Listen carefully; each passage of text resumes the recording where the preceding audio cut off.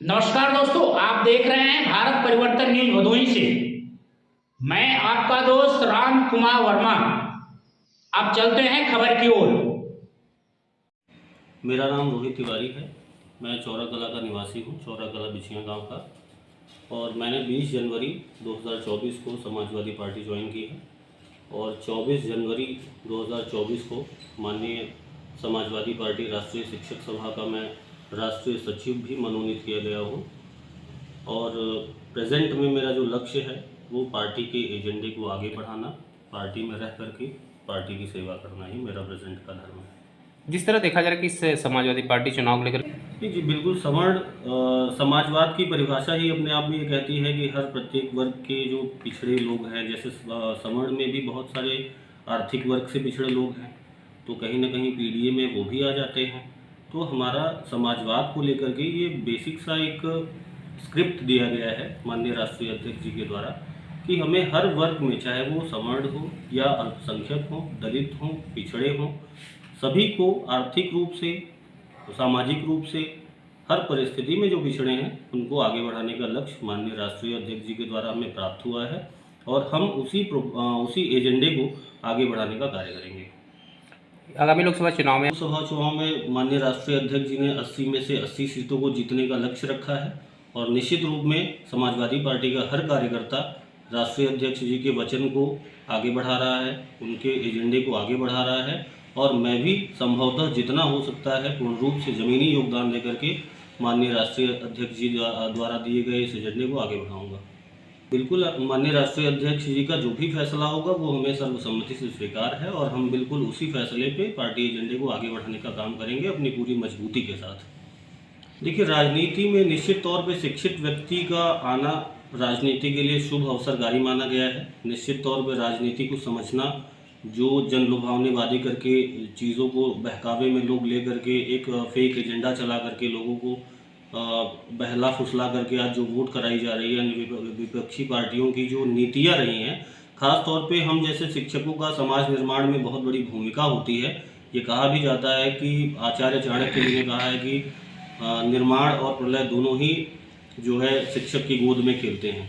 तो निश्चित तौर पे शिक्षक की एक अहम भूमिका होती है राजनीति में। जन से जन का संपर्क होता है और उसी माध्यम से हम अपनी पार्टी के एजेंडा को, पार्टी की नीतियों को लोगों तक पहुंचाएंगे और पूरा विश्वास है कि शिक्षक सभा द्वारा किया गया यह जो कार्य, महत्वपूर्ण कार्य हमें सौंपा गया है, पीडीए की लड़ाई को आगे बढ़ाना, हम उसमें सफल रहेंगे।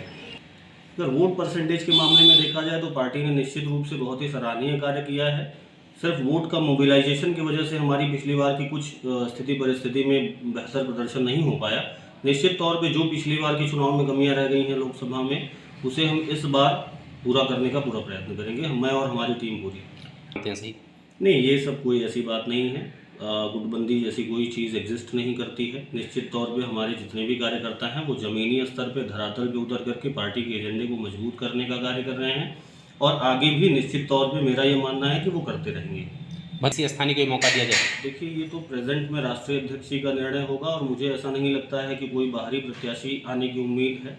बाकी राष्ट्रीय अध्यक्ष जी जो भी निर्णय लेंगे हमें सर्वसम्मति से स्वीकार है, हम उसको आगे बढ़ाएंगे। नहीं, ऐसा तो कोई मुद्दा मेरे हिसाब से नहीं होना चाहिए क्योंकि बाहरी का कोई मतलब ही नहीं है। बाहरी वो भी हमारे देश के ही नागरिक हैं, देश के विभिन्न प्रांतों से तो कोई नहीं आ रहा है, हमारे आजू बाजू से, अगल बगल से ही लोग आ रहे हैं और लोकसभा लड़ रहे हैं।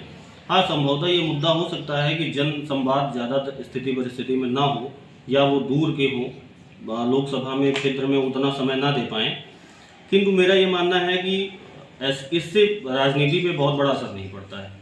अगर सबसे बड़ी बात भदोही लोकसभा के लिए मुख्य रूप से जो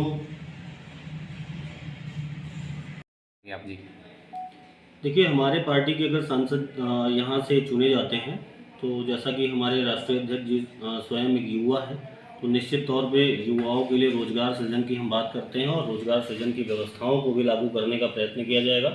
बाकी डेंगुरपुर में जो पुल की समस्या आ रही है, वहाँ पे भी लोगों का ऐसा अपील हो रहा है कि वहाँ पे पुल नहीं तो वोट नहीं। निश्चित तौर पे हम कुनिया के साथ हैं और उसको पुल दिलाने का पूरा प्रयास हम अपने सांसद जी के माध्यम से, हमारी पार्टी के माध्यम से हम लोग उसको धरातल पर लाने का प्रयास करेंगे।